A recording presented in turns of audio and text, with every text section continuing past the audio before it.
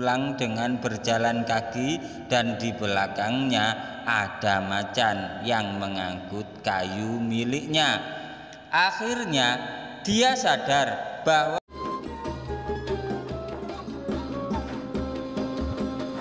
Assalamualaikum warahmatullahi wabarakatuh. Alhamdulillah wassalatu wassalamu ala rasulillah, amma ba'du. Inda dzikri sholihin tanzilur rahmah. Ketika orang-orang soleh dikenang, maka akan menurunkan rahmat Allah subhanahu wa ta'ala. Semoga bersamaan dengan turunnya rahmat Allah ini, hajat-hajat kita, doa-doa kita dikabulkan oleh Allah subhanahu wa ta'ala, rezeki kita dilimpah ruahkan, dan kita semua selamat sukses dunia akhirat, amin ya rabbal alamin. Alhamdulillah, channel cerita pesantren kali ini akan mengulang kembali ceramah dari Kiai Karismatik Kiai Haji Bahauddin Nur Salim atau Gus Baha, yang membahas jalur kewalian yang dapat dilakukan oleh siapa saja, sebab syarat yang harus terpenuhi sudah tersedia.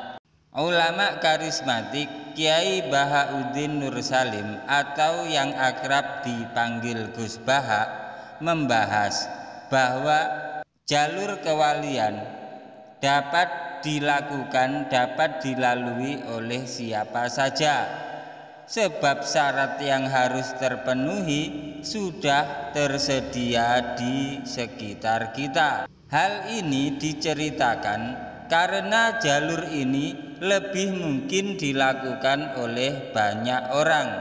Dalam kisah ini Gus Baha tidak menyebutkan nama wali Allah tersebut. Kalau kisah di kitab Uqudul Lujain ini ada kisah istri yang judes yang menyebabkan suaminya menjadi wali. Kalian jadi wali itu berat, puasa dalail tidak kuat, wiridan tidak kuat, satu-satunya yang sudah ada kan istri yang judes, kata Gus Baha. Itu perangkat yang sudah disiapkan Allah subhanahu wa ta'ala. Kamu milih jadi wali apa? Melarat tidak kuat, kaya tidak bisa, satu-satunya yang tersedia kan hanya punya istri judes, kelakar Gus Baha. Pengasuh pondok pesantren LP3A Rembang ini melanjutkan ceritanya bahwa suatu ketika ada seorang yang ditenggarai teman suaminya bertamu dan menanyakan suaminya kepada istrinya. Si istri tersebut menjawab, di hutan mencari kayu, semoga saja dia dimakan macan, laki-laki tidak berguna. Sambil mengelus dada, lelaki tersebut menunggu kepulangan temannya. Setelah beberapa lama menunggu, akhirnya yang ditunggu datang. Orang tersebut melihat temannya pulang dengan berjalan kaki dan di belakangnya ada macan yang mengangkut kayu miliknya. Akhirnya dia sadar bahwa atas kesabarannya menghadapi istri yang judes, cerewet dan kurang ajar, temannya ini menjadi wali yang memiliki karomah. Salah satunya mampu menaklukkan harimau. Beberapa bulan kemudian temannya kembali datang untuk bertamu. Sesampai di rumah temannya, dia menanyakan perihal temannya.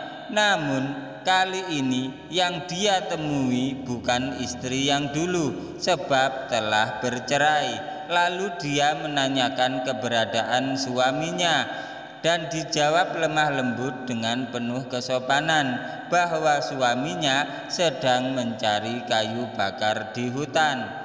Bukan hanya itu saja, si istri tadi juga meminta doa kepadanya agar suaminya senantiasa diberikan keselamatan dan dihindarkan dari berbagai halangan yang merintang. Singkatnya, perilaku istrinya yang sekarang merupakan sosok istri yang sholihah dan sangat berbakti kepada suaminya. Setelah menunggu beberapa lama, akhirnya datang juga. Namun kali ini dia datang sendirian memikul kayu bakar, tidak seperti dahulu dibantu oleh harimau. Temannya pun kaget melihat karomah temannya yang hilang. Setelah dikonfirmasi perihal tersebut, dia mengaku bahwa karomahnya hilang semenjak mempunyai istri yang sholihah dan berbakti. Jamaah channel Cerita Pesantren yang dirahmati Allah, teringat cerita di zaman Khalifah Sayyidina Umar bin Khattab ketika ada seorang warga mau mengadukan istrinya yang cerewet kepada Sayyidina Umar bin Khattab. Sesampainya di dekat dalam atau rumah Sayyidina Umar bin Khattab, orang tadi mendengar dari dalam rumah dan melihat bahwa Sayyidina Umar bin Khattab diam membisu sambil dimarahi istrinya yang cerewet dan judes.